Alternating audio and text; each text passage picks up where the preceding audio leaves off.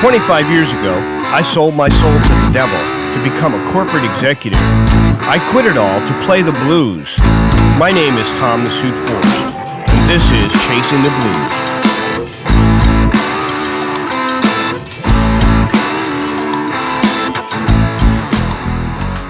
Hey everyone, and welcome to my new podcast, Chasing the Blues. I'm Tom The Suit Forst, myself a blues-influenced musician and recording artist. I'm launching this week a podcast to talk about everything from classic blues legends to today's rising stars, highlighting the folks who are all helping keep the blues alive. In today's episode, we'll be talking about one of my favorite blues artists, Johnny Winter. I actually have quite an interesting connection to Johnny Winter. The great Grammy-winning musician Paul Nelson was on the road with Johnny, and he was also the guy who produced my first solo album, On Fire. And during that time, we got to be quite good friends, and Paul told me some great stories about Johnny Winter on the road.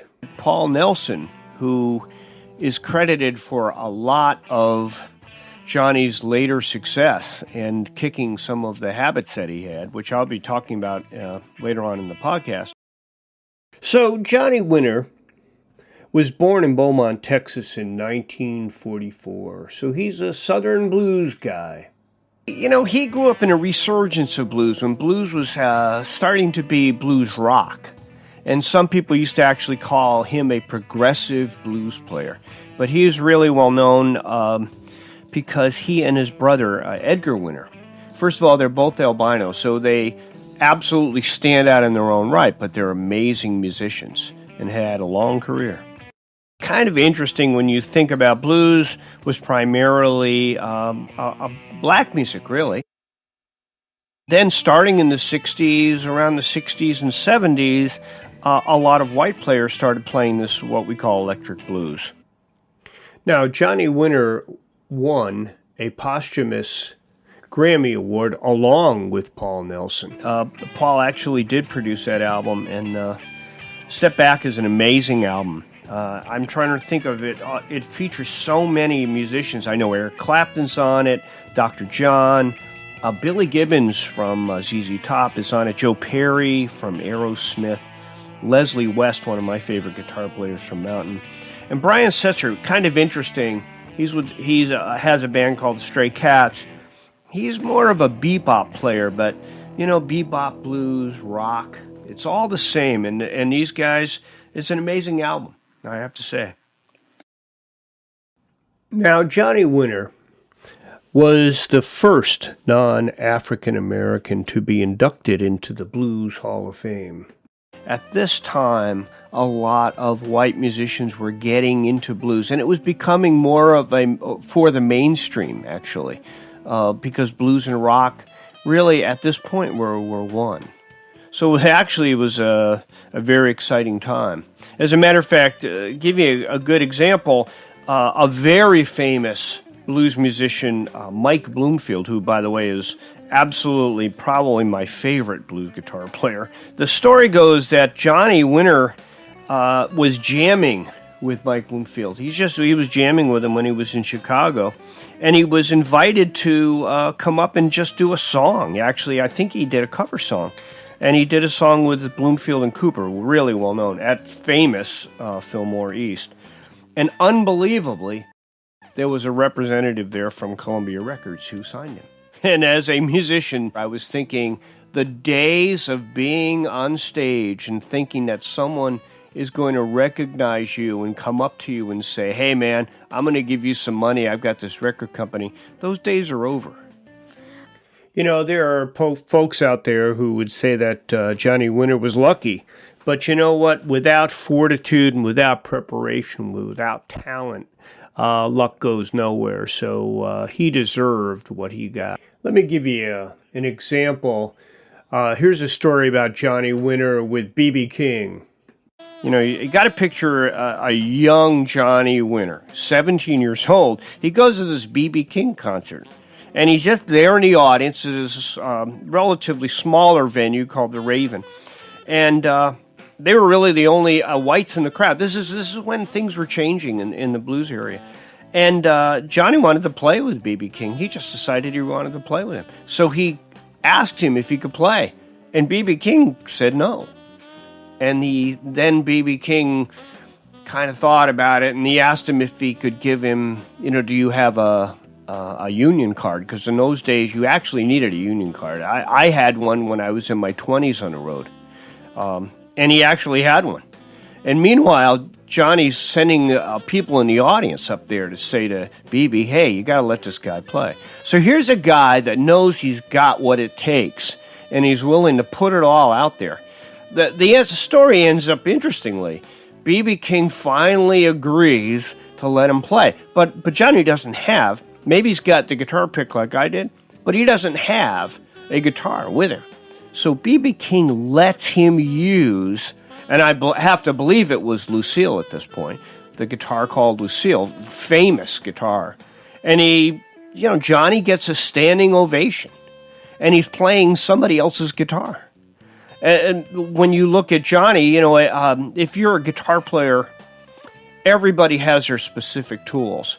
And Johnny Winter is known for using Gibson Firebirds, so totally different than what it would be to be playing a 345, which is what that guitar is, a guitar stereo guitar. Totally different feeling. I know because I've used both of them, and I have a 345. Johnny, though, had a lot of time to use those guitars. He had 6 of those, actually. He had 6 Firebirds. And later on, he actually was given a guitar in his name called the Johnny Winter, and it was a laser guitar. And it didn't have the tuning knobs, the headstock, what they call it, was in another place. Johnny had an interesting style, and I'm wondering if he had this with him, because most guitar players use a flat pick and their fingers, and which I use a flat pick and fingers. But actually, Johnny used a thumb pick, so it's kind of a different style. So I'm trying to picture him up there on stage and B.B. King not playing because, Johnny's got the spotlight. So let me tell you a little bit about Paul Nelson and how he fits into this whole story. This is a story that they make movies about. In fact, Paul has done a documentary on Johnny Winter. It's very, very good, very interesting. People should check that out. The story goes like this, and some of this I actually heard from Paul while we were in the studio. He was telling me about it. There was a manager of Winter's who was stealing his money from him, and he was doing it all the time. And to hide the fact from Johnny Winter, he just kept giving him drugs, and Johnny just kept going further and further down the rabbit hole. And the way Paul was telling is that Paul found out about this and told Johnny Winter, and they actually fired the manager. But now we're dealing with the drug problems and drinking problems. So what Paul did, he knew he couldn't just help him just quit. So what he did is he started to take the drugs that Johnny was using, and he would cut them so that there was less drugs there every single time. And Johnny didn't know this. In a way, Johnny was getting clean because of Paul, and to the point where he could actually do 2 amazing albums. The next to the last album was called Roots, and the last album, which actually was produced by Paul, was called Step Back. He couldn't have done those albums without Paul Nelson. So I really think Paul is a hero. Also, I got to meet, through Paul, Johnny's wife. Yeah, Paul and I were in a recording studio, and Paul said, do you know who that is? And I said, no. He said, that's Susan Larford. I said, oh. So I sat down with her, a charming woman, really. Really well-spoken. She talked a little bit about it, but actually, I have to say this. She actually liked the song that I was doing, and I don't remember the song. But I remember her saying, gee, that really sounded good. I could have been polite, but I don't know. Talking about Paul Nelson, he is going to be our special guest coming up. And you should know this. Paul is really keeping this legend alive. So he's helped the legend, and now the legend is gone. But the legend lives on because Paul is actually doing a variety of things to keep it going. He's doing a Winterfest in Jamaica. There are going to be a bunch of stars there, including Paul Nelson. I know that Sonny Landreth is going to be there, Samantha Fish, and that's happening on January 24 through 31. So that's going to be a great time. I'd love to get down there myself and see it. So Paul will be here. How you doing, Tom? Pleasure to be here. It was also a pleasure to produce your record. I'm glad it's working great for you. So you want to hear a Johnny Winter story? Okay, there's one that's been kind of underground rock and roll lore. The story was that the way it was told to me, back in the day, Johnny was really annihilated on many substances, and he was on a flight. And he went back to the bathroom, and he was so high that when he came out of the bathroom, he looked at the whole crowd on the plane, and he said, "What the fuck is everybody doing on my bus?" So that's one of them. All right, but other things that are going on with me. We have in Johnny Winter's name a festival, January 24th till the 31st in Jamaica. It's called the Johnny Winter Jamaica Winterfest. And I'll be playing with my band with Ethan Isaac from the Underground singing. We have Sonny Landreth, a friend of mine who I've played with many times, with Warren, Government Mule. Samantha Fish. I actually play with his drummer, Go-Go Ray, and Chris Alexander's bass players on my new CD, Badass Generation. Derek St. Holmes, the voice of Ted Nugent, who sang Stranglehold and I think Cat Scratch Fever, maybe.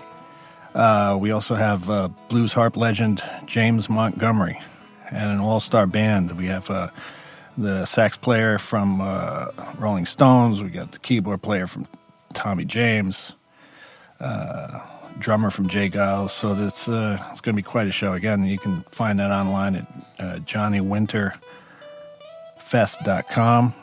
Also, I'm touring in October. We have dates here. What do we got? Well, I'll be doing the Midwest in October, and then November I'm heading down to Florida, doing a whole series of dates down there. So look out for that. You can go to paulnelson.com, paulnelsonguitar.com, or just check out all your socials, or just Google Paul Nelson. Again, it's a pleasure being on your show, and good luck with everything. I see that you're all over the place. So, again, thanks, Tom. Really appreciate it.